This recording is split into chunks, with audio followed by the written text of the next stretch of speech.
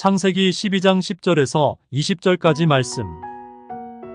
그 땅에 기근이 들었으므로 아브람이 애굽에 거류하려고 그리로 내려갔으니 이는 그 땅에 기근이 심하였습니다. 그가 애굽에 가까이 이르렀을 때에 그의 아내 사레에게 말하되 내가 알기에 그대는 아리따운 여인이라. 애굽 사람이 그대를 볼 때에 이르기를 이는 그의 아내라 하여 나는 죽이고 그대는 살리리니 원하건대 그대는 나의 누이라 하라.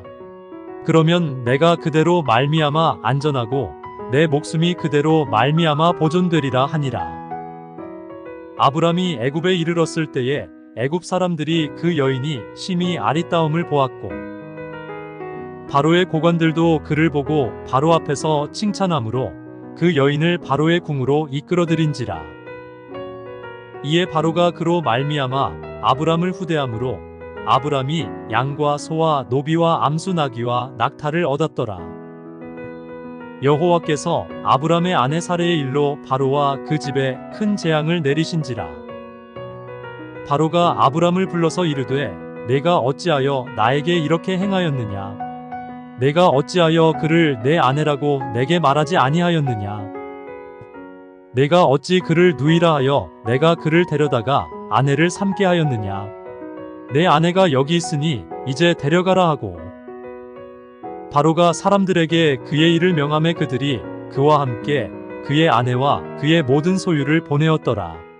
지난 시간에는 하나님께서 갈대아 우르에서 하란 지역으로 이주를 해서 살아가고 있는 아브라함을 불러서 가나안 땅으로 인도한 이야기였습니다.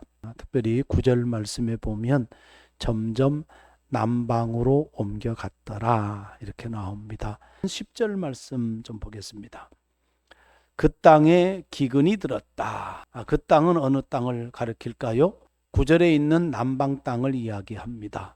이스라엘 남쪽 지역, 이집트와 가까운 지역 이렇게 보면 됩니다. 그리고 그 땅의 특징은 주로 사막지대이기 때문에 연간 강수량이 약 400mm 정도 된다고 합니다. 여름철에는 전혀 비가 거의 내리지 않고 겨울 위주로 비가 내리기 때문에 매우 덥고 건조한 땅, 사막지대, 비가 별로 없는 땅, 그런 땅이에요. 그 땅 자체가 사람이 살기에 적합한 땅이 아니었고 더더군다나 기근이 들었다. 기근이 들었다는 이야기는 비가 내리지 않았다. 이 뜻이 되어지는 겁니다. 지금 아브라함이 거하고 있는 땅 자체가 사람이 살기에는 좋지 않은 땅인데다가 가뭄이 드니까 먹을 물과 먹을 양식이 없게 되었다. 이제 그 환경인 겁니다.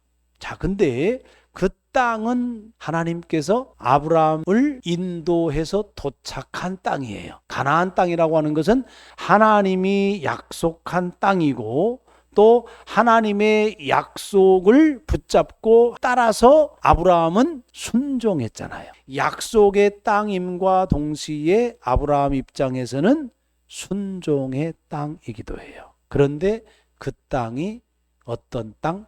척박한 황무지 같은 땅이다. 현실적으로 어려워졌어요. 고통스러워졌어요. 이것저것 옮겨 보아도 먹거리가 여의치 않아요. 살기에 좋지 않은 땅이에요. 그럼 현실적으로 여러분 무엇을 붙잡고 살아가야 되겠어요? 약속을 붙잡아야 돼요? 쉬운 선택일까요, 그것이? 없는 속에서 하나님의 약속을 붙잡고 산다는 게 결코 쉬운 게 아니잖아요. 이집트로 내려가면 나일강이 흘러요. 거기에는 물이 있기 때문에 어떻습니까? 양식이 풍요로워요. 여러분 어디로 가겠어요? 풍요로운 양식이 있는 곳으로 이동하겠어요? 아니면 척박한 황무지 땅에서 거하면서 하나님 그래도 신뢰합니다. 하나님 인내하겠습니다. 하나님의 은혜를 기다립니다. 이렇게 하고 살겠어요? 우리의 신앙생활에 있어서 척박한 환경이 우리의 삶에 언제나 있는 거예요. 하나님의 약속이 있다고 해서 우리가 순종을 했다고 해서 고난이 없는 게 아니다, 그런 말씀인 거예요. 우리의 삶에는 고난이 있어요.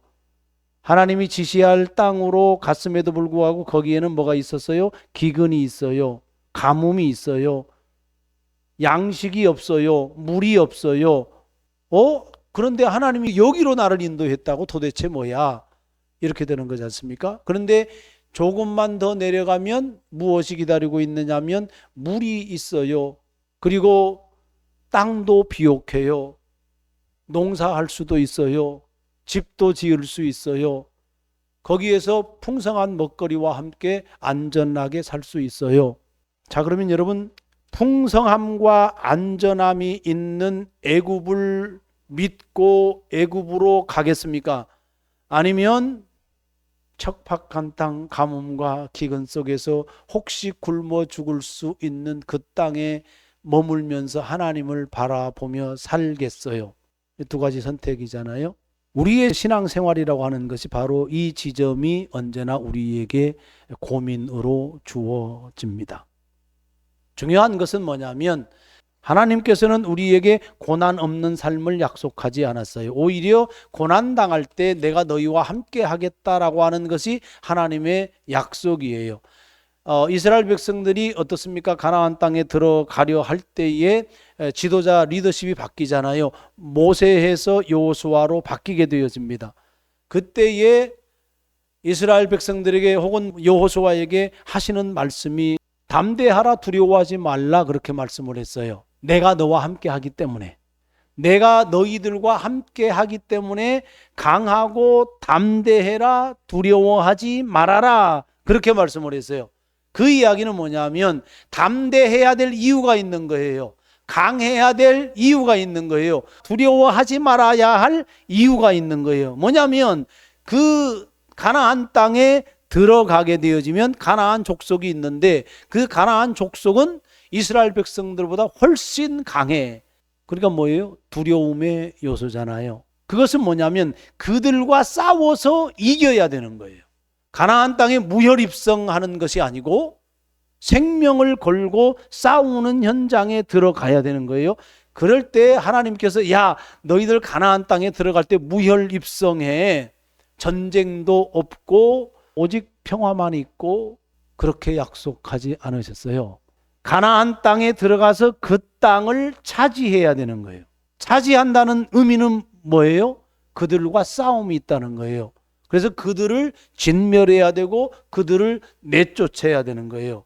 그러면 그 환경은 어려움과 고난의 싸움의 연속이다라고 하는 말씀입니다.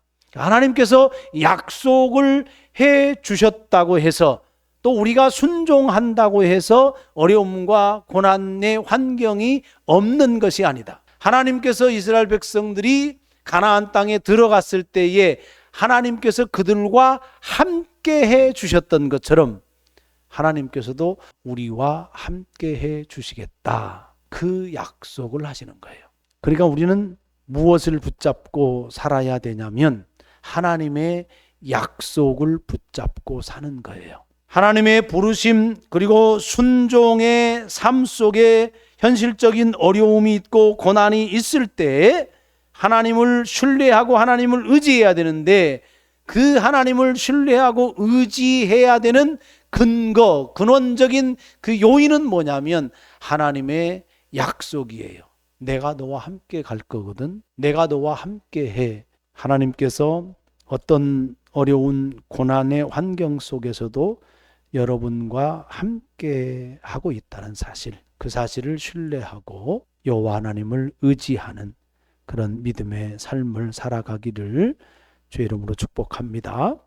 애굽으로 내려간 아브라함이 그 땅이 비옥하고 그 땅이 참 아름답고 풍요로운 곳이지만 그렇다고 해서 아브라함이 그 풍요와 그 아름다움 그것을 소유한 것은 아니에요. 오히려 위기를 만나게 되어지잖아요. 애굽 족속은 아브라함 족속과 민족 자체가 달라요. 이 고대 사회에서 혈연 공동체가 아니면 당연히 경계를 하죠. 이게 전쟁이 날 상황인 거죠. 싸움이 일어날 상황인 거예요. 이집트 사람들 입장에서는 웬 셈족이 와가지고 자기 땅에 들어와서 지금 그러고 있는 거거든요. 경계를 당연히 하고 그 다음에 아차 싶으면 어떻게 합니까? 힘으로 제압할 수 있는 거죠. 힘으로 제압한다는 이야기는 뭡니까? 죽일 수 있다는 그런 뜻이에요. 전혀 안전하지 않는 상황이에요. 전혀 낯설은 환경에 도착해서 살고자 하지만 자기 생명을 걱정하지 않을 수 없는 겁니다. 아브라함의 마음이 그래요. 그 하나의 요인이 자기 아내 사레란 말이에요. 너무나 이쁜 거예요. 자기가 보기에도. 그러니까 빼앗길 것 같은 거예요. 강제로 빼앗기기 전에 어떻게 한 겁니까? 미리 알아서 모셔가세요. 이런 것과 마찬가지잖아요. 지금 상황이. 그래서 애굽 사람들이 사레가 이쁜 것을 다 알고 애굽 바로 왕의 신하들이 그 사실을 알고 바로에게 들어가게 되어지고 결국엔 바로 앞에 서는 거죠. 결국은 누이라고 소개를 하면서 바로 왕에게 자기 아내를 넘겨주고 맙니다. 근데 실제로 아브라함과 사레의 관계는 아브라함의 이복 누이거든요. 그 당시 고대 사회에서는 그렇게 결혼할 수 있었던 사회예요. 사실은 거짓말이죠. 이복 누이 얘기하면은 사실인 것 같은데 실제로는 또 하나 더 있는 거잖아요. 자기 아내이기도 한 거잖아요. 거짓말 한 거죠. 근데 거짓말 한 것은 자기 살려고 그런 거예요. 아내의 인격, 아내의 생명을 거들떠보지 않는 아브라함의 모습을 보게 되어진 거란 말입니다. 얼마나 이기적인 거예요. 사실은 두 가지예요. 하나는 뭐냐면 바로 왕이 달라고 하면 줘야 돼, 안 줘야 돼요? 줘야 되는 거예요. 제국의 왕이 내가 취하란다. 안 주면 어떻게 됩니까? 그 반역과 같은 거거든요. 그것은. 그런 죽음이에요. 그런 상황이 하나 있고 고대 사회에서의 여자는 소유물이거든요. 아내는요, 인격적인 존재가 아니라 소유예요. 내 소유, 물건이에요, 그냥. 그게 물건 취급한 거예요. 고대 사회의 문화적인 측면에서 보면 아브라함이 바로에게 자기 아내를 내어준 것이 그렇게 비윤리적이거나 그렇지 않은 거예요.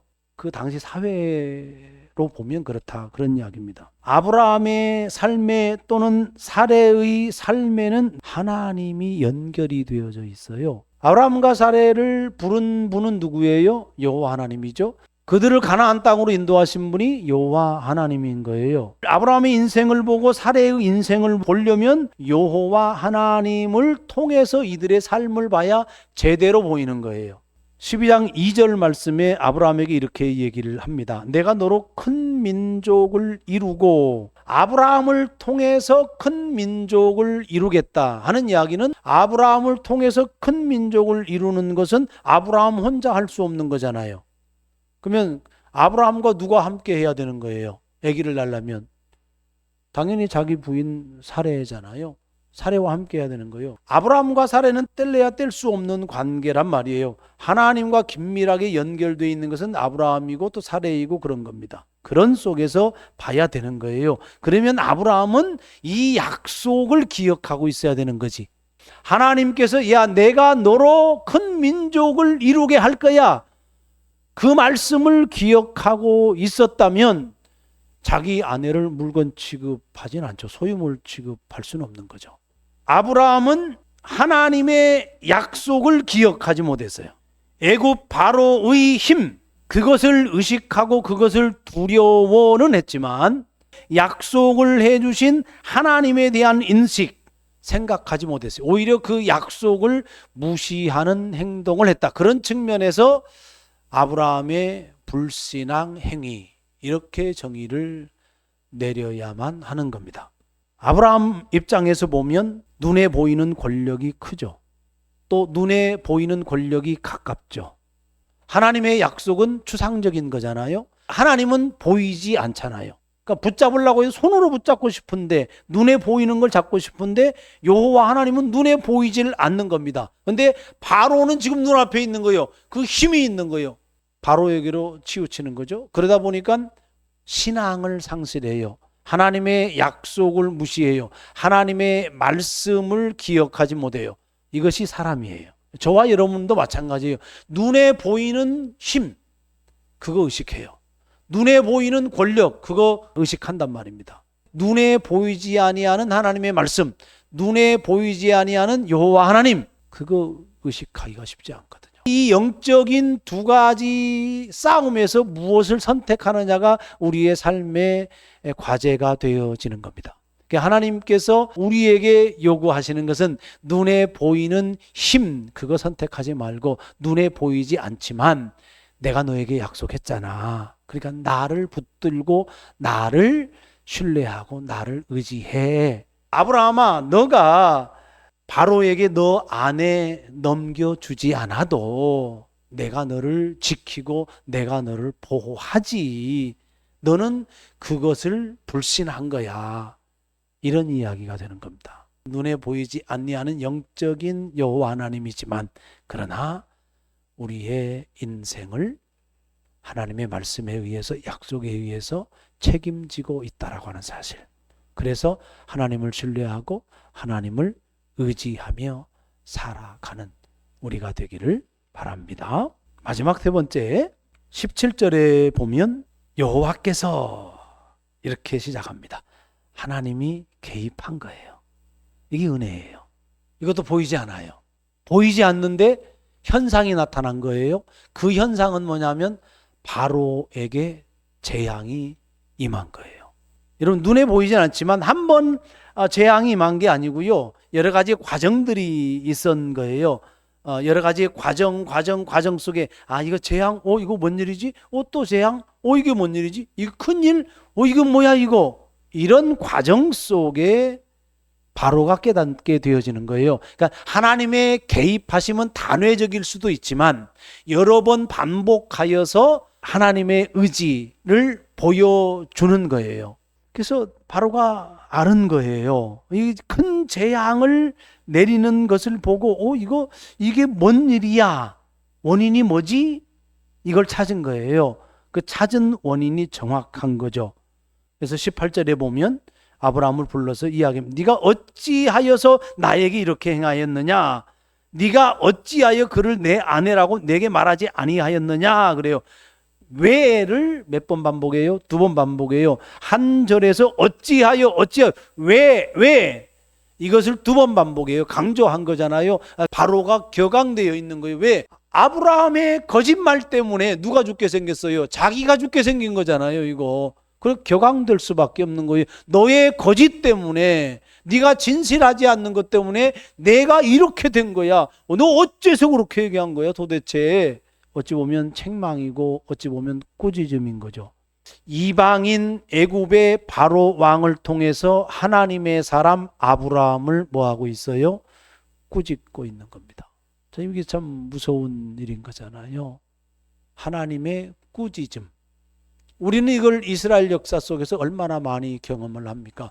하나님께서 바벨론을 통해서 남유다를 꾸짖는 거잖아요. 세상 사람들을 통해서 아니면 이상한 일들을 통해서 하나님께서는 우리를 꾸짖을 수 있는 거예요.